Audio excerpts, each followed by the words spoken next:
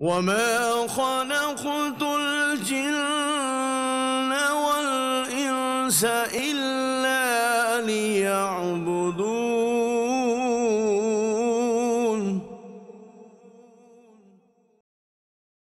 আলহামদুলিল্লাহি রব্বিল আলামিন আসসালাতু ওয়াসসালামু আলা সাইয়্যিদিল মুরসালিন আম্মা বা'দ ফাউযু বিল্লাহি মিনাশ শাইতানির রাজীম বিসমিল্লাহির রহমানির রহিম আসসালাতু ওয়াসসালামু আলাইকা ইয়া রাসূলুল্লাহ ওয়া আলা আলিকা ওয়া আসহাবিকা ইয়া হাবিবাল্লাহ আসসালাতু ওয়াসসালামু আলাইকা ইয়া নাবিয়াল্লাহ ওয়া আলা আলিকা ওয়া আসহাবিকা ইয়া নূরাল্লাহ। প্রিয় ইসলামী ভাইরা এবং মাদানী চ্যানেলের দর্শকবৃন্দ, আরও একবার উপস্থিত হয়েছি মাদানী চ্যানেলের ধারাবাহিক অনুষ্ঠান জিন জাতি। এই অনুষ্ঠানের মধ্যে আপনাদেরকে স্বাগতম। প্রিয় ইসলামী ভাইরা, আমরা গত পর্বেও আলহামদুলিল্লাহ জিন জাতি অনুষ্ঠানের মধ্যে জিন জাতির বিভিন্ন বিষয় জ্ঞান অর্জন করলাম এবং আমরা একটি ওজিফাও সেখানে শিখে নিয়েছি। আমি আশা করি আপনাদের মনে আছে ওজিফাটা কি ছিল। যে অজুর সময় যে ব্যক্তি ইয়া কদিরু পাঠ করবে ওই ব্যক্তি জিন এবং মানুষের ক্ষতি থেকে হিফাজতে থাকবে ইনশাআল্লাহ আজ্জা ওয়াজাল। তো আমরা ইনশাআল্লাহ আজ্জা ওয়াজাল যখন অজু করব, অজু করার সময় যখন অঙ্গ প্রত্যঙ্গ ধৌত করব, তখন আমরা ইয়া কদিরু পাঠ করব ইনশাআল্লাহ। আসুন আমরা অনুষ্ঠান শুরু করার পূর্বেই দুরূদ শরীফের ফজিলাত শুনে নিই।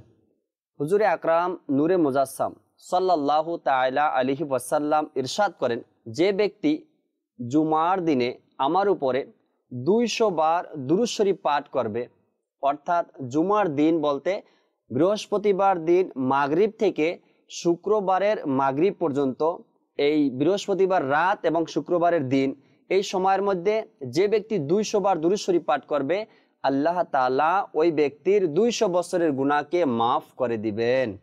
সাল্লু আলাল হাবিব সাল্লাল্লাহু তাআলা আলা মুহাম্মদ সাল্লাল্লাহু তাআলা আলাইহি ওয়াসাল্লাম। মাদানী চ্যানেলের দর্শকবৃন্দ, যেভাবে করে মানুষ আল্লাহর ওলিদের উপর আকীদা রাখে, আল্লাহর ওলিদেরকে মোহাব্বত করে, ভালোবাসে, ঠিক জিন জাতির মধ্যেও যে সকল জিন মুসলমান মুমিন, ওই সকল জিনেরাও আল্লাহর ওলিদের সোহবত অর্জন করে এবং তাদের উপর আকীদা রাখে এবং তাদেরকে মোহাব্বত করে এবং ওলিদের থেকে ওই সকল মুসলমান জিনেরা ফয়েজ বরকত হাসিল করে ইনশাআল্লাহ আজ্জা ওয়াজাল। আজকের এই পর্ব থেকে আমরা জিন জাতি যে ওলিদের কাছে যাওয়া আসা করে এবং তাদের থেকে ফয়েজ বরকত হাসিল করে, ওই সকল ঘটনা আজকে শুনবো আমরা ইনশাআল্লাহ আজ্জা ওয়াজাল। তো আপনারা যদি সম্ভব হয় ভালো ভালো নিয়ত সহকারে সওয়াব বৃদ্ধি করার জন্য, আল্লাহ তাআলা সন্তুষ্টি অর্জনের জন্য নিয়ত করে নেন ইনশাআল্লাহ আজ্জা ওয়াজাল। অনুষ্ঠানের শুরু থেকে শেষ পর্যন্ত দেখব, আরও নিয়ত করতে পারি। যদি সম্ভব হয় কাগজ এবং কলম নিয়ে বসি, যে কথাগুলো আসবে গুরুত্বপূর্ণ সেই সব কথাগুলো ইনশাআল্লাহ আমরা কাগজের মধ্যে লিখে রাখবো, যাতে করে আমরা অনুষ্ঠান দেখলেই হয়তোবা সকল কথা মনে থাকে না। যেগুলো প্রয়োজনীয় বিষয়, প্রয়োজনীয় কথা, সেগুলো লিখে রাখলে আমরা আবার যখন আমাদের প্রয়োজন হবে তখন আমরা কাগজ খুলে, ডায়েরি খুলে এইসব বিষয়গুলো আমরা জেনে নিতে পারবো এবং আমরা ডায়েরি খুললেই আমাদের স্মরণে আসবে। তো আমরা যদি সম্ভব হয় কাগজ কলম নিয়ে বসি, প্রয়োজনীয় কথাগুলো আমরা কাগজের মধ্যে লিখে রাখি। সাল্লু আলাল হাবিব সাল্লাল্লাহু তাআলা আলা মুহাম্মদ সাল্লাল্লাহু তাআলা আলাইহি ওয়াসাল্লাম। হযরত সাইয়েদনা আব্দুর রহমান বিন আউফ রাদিয়াল্লাহু তাআলা আনহু থেকে বর্ণিত, হুজুর সাল্লাল্লাহু তাআলা আলাইহি ওয়াসাল্লামের যখন বিলাদাত শরীফ হলো, অর্থাৎ হুজুর সাল্লাল্লাহু তাআলা আলাইহি ওয়াসাল্লাম যখন দুনিয়ার মধ্যে আগমন করলেন, তখন জাবালে আবু কুবাইস পাহাড়ের উপরে জিন জাতি উঠে বলতে লাগলো, আমি কসম করে বলতেছি মানুষের মধ্যে এমন কোনো মহিলা সন্তান জন্ম দেয়নি যেমন সম্মানিত সন্তান হযরতে সাইয়েদনা আমেনা রাদিয়াল্লাহু তাআলা আনহা জন্ম দিয়েছেন। জিন জাতি আরো বলেন, হযরতে সাইয়েদনা আমেনা রাদিয়াল্লাহু তাআলা আনহা এক শান শওকতওয়ালা ছেলে নবী পাক সাহিবে লাউলাক হুজুরে পুর নূর সাল্লাল্লাহু তাআলা আলাইহি ওয়াসাল্লামকে জন্ম দিয়েছেন। জিন এভাবে বলতে লাগলো, হে মক্কাবাসী, তোমরা ভুল করিও না, কেননা তোমাদের মাঝে তাশরিফ এনেছে এমন একজন নবী যিনি সকল নবীদের নবী এবং তিনি শাফায়াতকারী হুজুরে পুর নূর সাল্লাল্লাহু তাআলা আলাইহি ওয়াসাল্লাম। প্রিয় ইসলামী ভাইরা, আর মাদানী চ্যানেলের দর্শকবৃন্দ, আমরা কেন খুশি হব না? জিন জাতি যখন হুজুর সাল্লাল্লাহু আলাইহি ওয়াসাল্লাম দুনিয়াতে তাশরিফ আনলেন, অর্থাৎ রবিউল আউয়াল শরীফের 12 তারিখে শুভ সাদিকের সময় যখন হুজুর সাল্লাল্লাহু আলাইহি ওয়াসাল্লাম তাশরিফ আনলেন দুনিয়াতে, তখন জিনেরাও পাহাড়ে উঠে এভাবে করে মানুষকে সম্বোধন করতে লাগলেন, হে মক্কাবাসী, তোমরা ভুল করিও না, কেননা তোমাদের মাঝে তাশরিফ এনেছে হুজুরে আকরাম সাল্লাল্লাহু তাআলা আলাইহি ওয়াসাল্লাম, এবং তারা খুশি উদযাপন করেছে, তারা আনন্দিত হয়েছে। আমরা কি নিয়ত করব না যে হুজুর সাল্লাল্লাহু আলাইহি সাল্লাম যেদিন দুনিয়াতে আগমন করেছেন, যেদিন আসছেন 12ই রবিউল আউয়াল শরীফে, আমরাও নিজের ঘর নিজের বাড়িকে সুসজ্জিত করি, ভালো খাবারের ব্যবস্থা করি, নতুন পোশাক পরিধান করি এবং নফল রোজা নফল ইবাদতের ব্যবস্থা করি, জশ্নে জুলুসের মধ্যে অংশগ্রহণ করি। ইনশাআল্লাহ আজ্জা ওয়া জাল আমরাও নিয়ত করিনি, আমরাও এই কাজগুলো করব।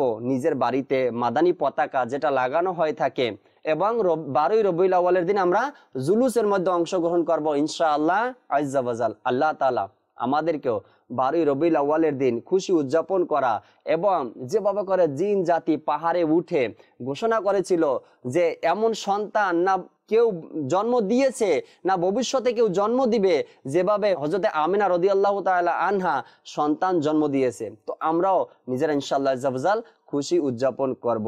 সাল্লু আলাল হাবিব সাল্লাল্লাহু তাআলা আলা মুহাম্মদ সাল্লাল্লাহু তাআলা আলাইহি ওয়াসাল্লাম। মাদানী চ্যানেলের দর্শকবৃন্দ, আজকে আমরা শুনবো কে জিন আল্লাহর ওলিদের সোহবত কিভাবে অর্জন করে।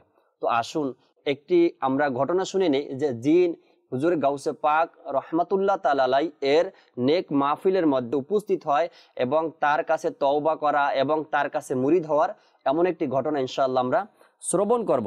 শেখ আবু জাকারিয়া ইয়াহিয়া রহমাতুল্লাহ তাআলা আলাইহি এর বাবা ইরশাদ করেন, আমি একবার নেক আমলের মাধ্যমে জিন জাতিকে ডাকলাম।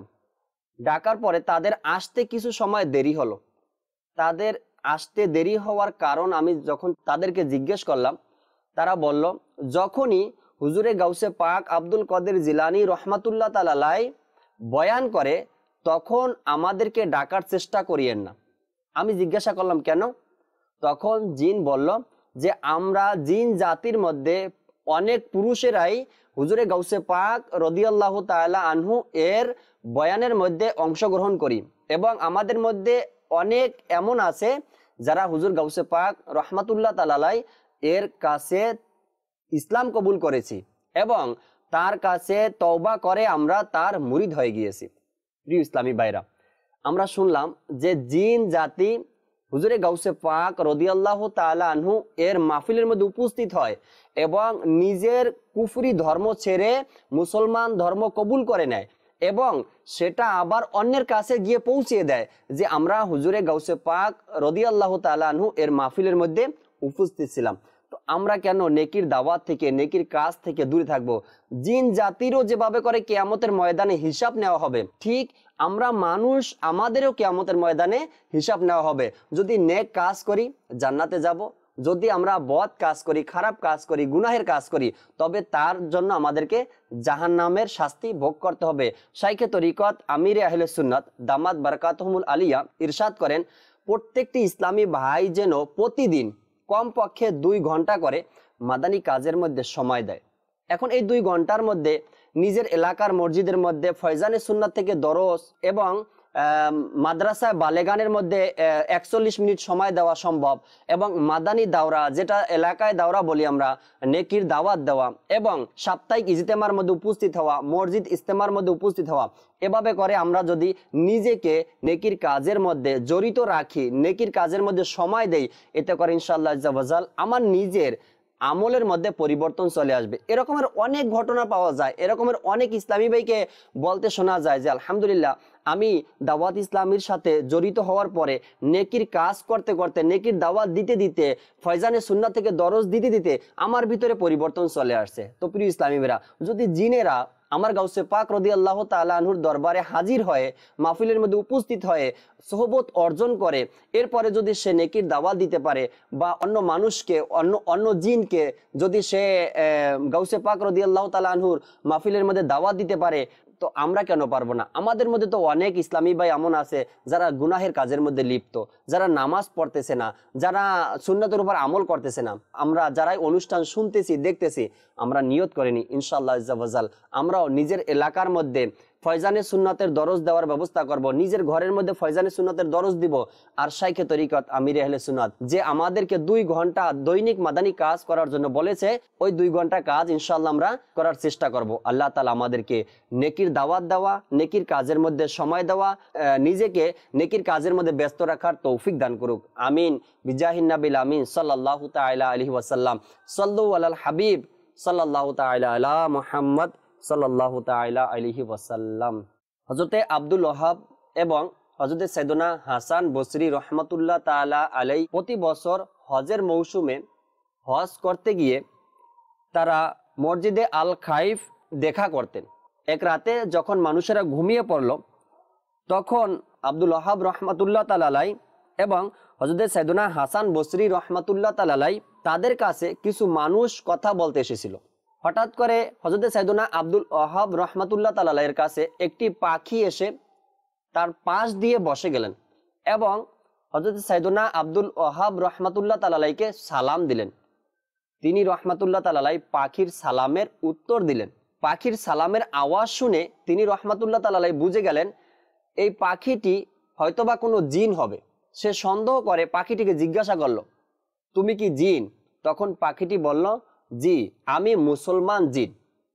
তখন হযরত সাইয়েদনা ওয়াহাব রহমাতুল্লাহ তাআলা আলাই জিজ্ঞেস করলেন, তুমি এখানে কেন এসেছো?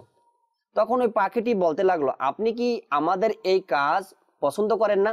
আমরা আপনাদের ইলমে দ্বীনের মজলিসের মধ্যে উপস্থিত হই এবং আপনাদের বয়ান শ্রবণ করি, আপনাদের থেকে ইলমে দ্বীন অর্জন করি।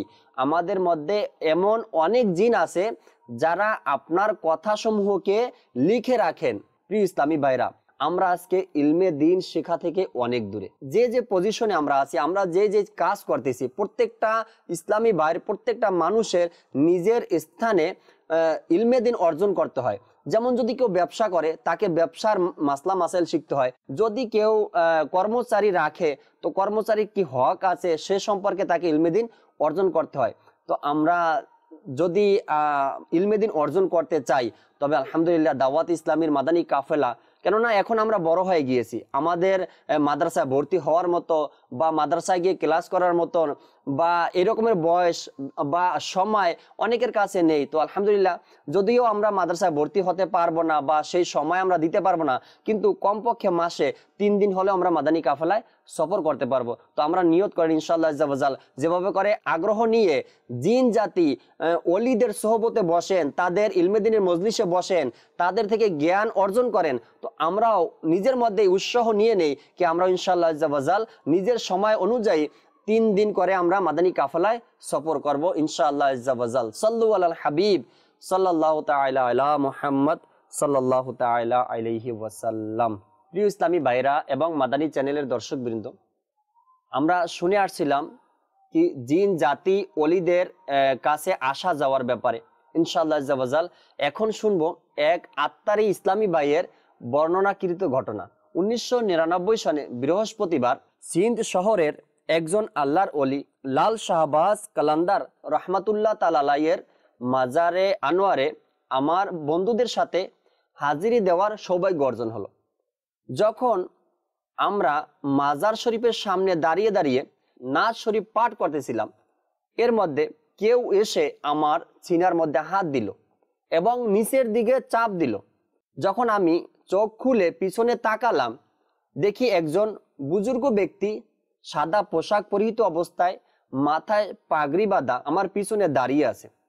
আমাকে সে প্রশ্ন করলো, তুমি যে কালাম, যে নাতে রসুল পাঠ করেছো, এটা কে লিখেছে? আমি বললাম, এই নাতে রসুল আমার পীর ও মুর্শিদ হযরত মাওলানা আবু বিলাল মোহাম্মদ ইলিয়াস আত্তার কাদেরী দামাত বারাকাতুহুল আলিয়া লিখেছেন। তিনি বললেন, মাওলানা ইলিয়াস আত্তার কাদেরী কি তোমার পীর? আমি বললাম, জি, তিনি দামাত বারাকাতুহুল আলিয়া আমার পীর সাহেব। ওই ব্যক্তি বলল, তুমি খুব ভাগ্যবান, কেননা মাওলানা ইলিয়াস আত্তার কাদেরী দামাত বারাকাতুহুল আলিয়া বর্তমান জমানার ওলি রয়েছেন। এটা বলে ওই ব্যক্তি বলতে লাগলেন, যে নাতের বাকি অংশটা আমাকে শুনিয়ে দাও। আমি নাতের বাকি অংশটা তাকে শুনিয়ে দিলাম। শোনানোর পরে আমি তার হাতে চুমু দিলাম এবং তাকে বললাম, আপনি আমার জন্য দোয়া করবেন। ওই ব্যক্তি আমাকে বলল, তোমার প্রিয় মুর্শিদ সবসময় মুরিদের জন্য দোয়া করতে থাকে, তোমার ভাগ্য অনেক ভালো, তোমার ভাগ্য অনেক ভালো। এটা বলতে বলতে আমার চোখের আড়াল হয়ে গেল। যখন ওই ব্যক্তি চলে গেল, তো আমি আমার বন্ধুদের দিকে তাকালাম, দেখি সবাই অবাক হয়ে আমার দিকে তাকিয়ে আছে। আমি জিজ্ঞাসা করলাম, কি হয়েছে, তোমরা এভাবে কেন তাকিয়ে আছো? তো আমার বন্ধুরা বলতে লাগলো, আমরা সবাই মিলে নাত শরীফ পড়তেছিলাম, আর তুমি নাত পড়তে পড়তে হঠাৎ কারো সাথে কথা বলা শুরু করে দিয়েছো। কিন্তু তুমি যে কারোর সাথে কথা বলতেছো এটা তো আমরা শুনতেছি, কিন্তু তুমি ছাড়া এখানে অন্য কাউকে দেখতেছি না। তখন আমি আমার বন্ধুদেরকে সকল ঘটনা খুলে বললাম যে একটি জিন জাতির কাফেলা যাচ্ছিল এখান থেকে। তো আমাদের নাচ শুনে তাদের মধ্য থেকে তাদের কাফেলার আমির যিনি ছিল তিনি চলে আসলেন, এসে আমার সাথে কথা বলতে লাগলেন, আর আমাকে এটাও বললেন, তুমি অনেক ভাগ্যবান, মাওলানা ইলিয়াস আত্তার কাদেরী সবসময় তার মুরিদদের জন্য দোয়া করতে থাকেন। যখন আমার বন্ধুদের সাথে এ কথা বলে নিলাম, এরপরে আমরা ওই মাজারে আনোয়ারের সামনে দাঁড়িয়ে আল্লাহ তাআলার দরবারে দোয়া করলাম, হে আল্লাহ আজ্জা ওয়াজাল, আমাদেরকেও শাইখে তরিকত আমির আহলে সুন্নাত দামাত বারকাতুমুল আলিয়ার মুরিদ হিসাবে কবুল করে নাও। প্রিয় ইসলামী ভাইরা আর মাদানী চ্যানেলের দর্শকবৃন্দ, দেখলাম শুনলাম আমরা কি একজন জিন শাইখে তরিকত আমির আহলে সুন্নাতের ব্যাপারে তার সম্পর্কে কি অভিমত পেশ করেছে, যে আমির আহলে সুন্নাতের মুরিদকে বলতে লাগলো যে তুমি খুব ভাগ্যবান, কেননা তোমার প্রিয় মুর্শিদ সবসময় মুরিদের জন্য দোয়া করতে থাকে। তো প্রিয় ইসলামী ভাইরা, আজকের পর্ব থেকে আমরা বুঝতে পারলাম জিন জাতির মধ্যে যারা মুসলমান রয়েছে তারাও ওলিদের সম্পর্কে আকীদা রাখে, বিশ্বাস রাখে, এবং তারা ওলিদের সোহবতে আসে, তাদের সংস্পর্শে আসে, তাদের থেকে ইলমে দ্বীন অর্জন করে, তাদের থেকে ইসলামী জ্ঞান অর্জন করে।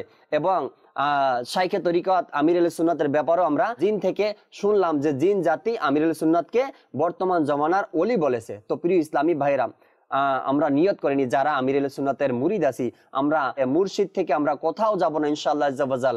আর যে সকল ইসলামী ভাইরা এখনো কোথাও কোনো হকানি পীরের কাছে মুরিদ হন নাই, আমি আপনাদেরকে বলবো যদি সম্ভব হয় শাইখে তরিকত আমির আহলে সুন্নাত দামাত বারকাতুমুল আলিয়ার কাছে মুরিদ হয়ে যান। তো মাদানী চ্যানেলের দর্শকবৃন্দ, আজকের পর্ব এখানেই শেষ হয়ে যাবে ইনশাআল্লাহ আজ্জা ওয়াজাল।